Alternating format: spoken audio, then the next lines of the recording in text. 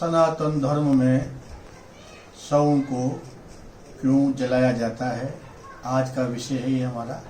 मैं ज्योतिशंकर पुराणाचार्य सभी को जय श्री कृष्ण। बहुत से लोग आजकल ये प्रश्न करते हैं कि शवों को जलाने से प्रदूषण होता है और ये परंपरा बंद कर देनी चाहिए। लेकिन सनातन धर्म में इसके वैज्ञानिक जो प्रभाव हैं उनके बारे में हम चर्चा करें तो हम देखेंगे कि जब हम शव को जलाते हैं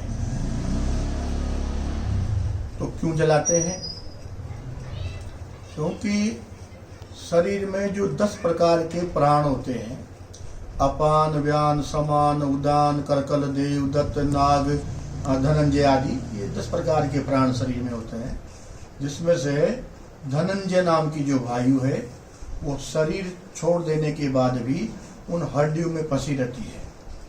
और जब वो हड्डियां धरती में गड़ी रहती हैं या कहीं भी, और उस स्थान पर कोई गलती से भी मकान बना लेता है, दुकान बना लेता है, तो वहाँ परेशानियां आनी शुरू हो जाती है।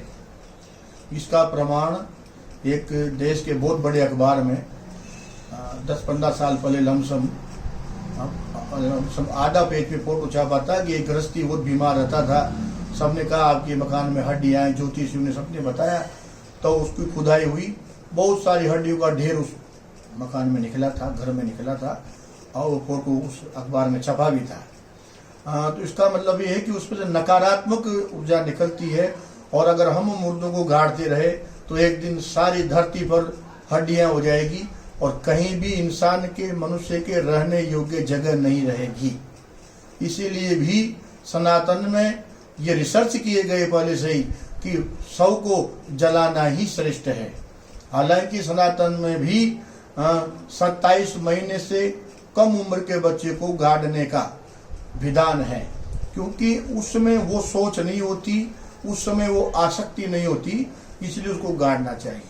4 प्रकार के सन्यासी होते हैं, हंस, परमहंस, बौद्धक और कुटी चक्र।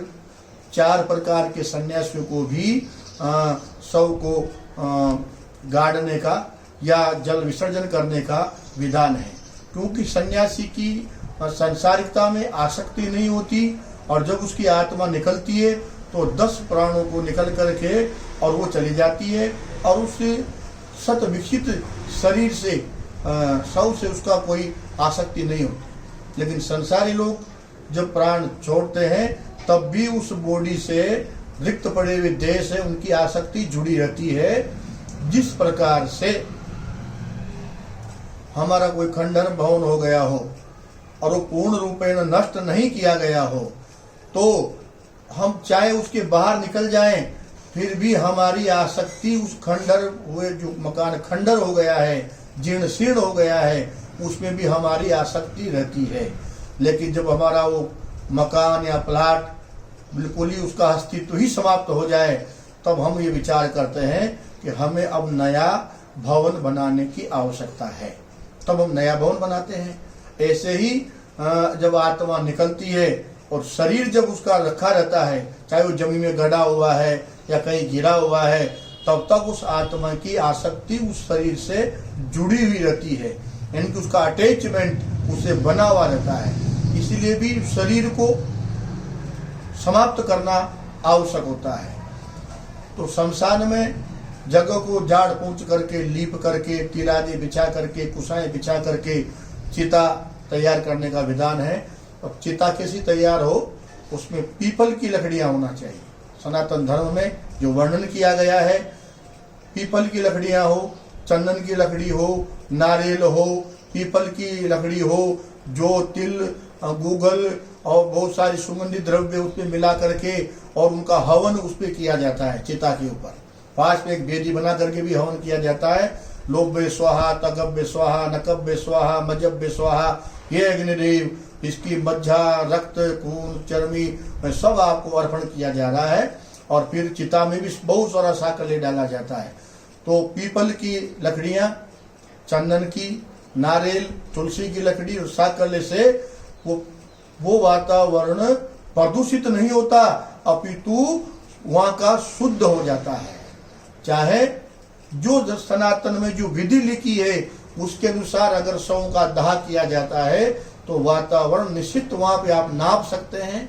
आजकल मोबाइल में भी नापने के प्रदूषण को यंत्र आते हैं, उसे नापा जा सकता है। अगर पूर्ण विधि के द्वारा उसका संस्कार किया जाता है तो वातावरण और ज्यादा शुद्ध हो जाता है। और जब देह समाप्त हो जाता है, शरीर समाप्त हो जाता है जल करके, तो वो आत्मा दिव्य लोगों को गमन करती है, क्योंकि उसकी आसक्ति नहीं रहती, क्योंकि घर ही समाप्त हो गया, शरीर ही नहीं रहा, तो फिर वो वहां से पलायन करती है। वैसे भी नारद पुराण में और ब्रह्मवर्ती पुराण में लिखा है कि जो ही व्यक्ति को अग्निदाह किया जाता है उसके सारे पाप भस्म हो जाते हैं। फिर हड्डियों को भी नष्ट किया जाता है। जलाने के बाद जो हड्डियां शेष रह गई उनको भी या तो सौरू जी में जहाँ हड्डियां समाप्त हो जाती है, या फिर गंगा जी में, या अन्यत्र ऐसे स्थान है जहाँ हड्डियां गल जाती है, वहां उनको डाला जाता है, ताकि उनके अंदर जो शेष धनंजय नाम का जो प्राण रह गया है, वायु रह गई है, वो भी निकल जाए और धरती पर रहने वाले व्यक्ति को कोई भी प्रकार की हानि न हो। इसलिए भी सनातन धर्म में शव को जलाने का विधान है। जय श्री कृष्ण।